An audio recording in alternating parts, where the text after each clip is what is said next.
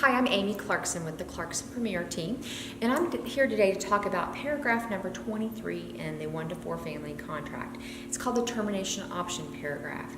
That paragraph talks about how a buyer pays a seller a certain amount of money for a time period to do their inspections. Both the buyer and seller agree that this money is paid for them to have the unrestricted right to terminate for any reason.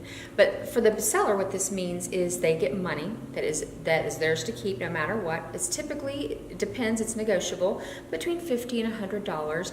And it's for a time period between anywhere from 5 to 15 days. It just kind of depends on what is negotiated in that contract.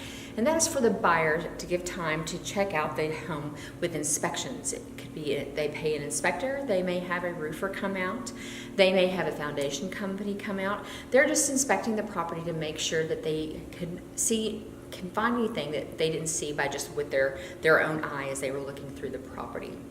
Now, this money is non-refundable. The seller can cash it right away, and this also gives the buyer the right to terminate for any reason. But typically, it's because of issues they find that come up through the inspections, and they cannot agree on how to resolve that.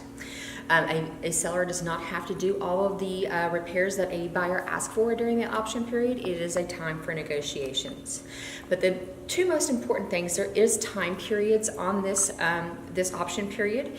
The check for option period must be delivered to the seller or the seller's agent within 3 days of execution of the contract. That is very important, otherwise the buyer does not have their option period.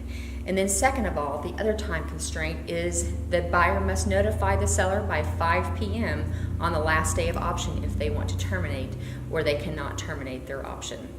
If you have any more questions, feel free to give us a call.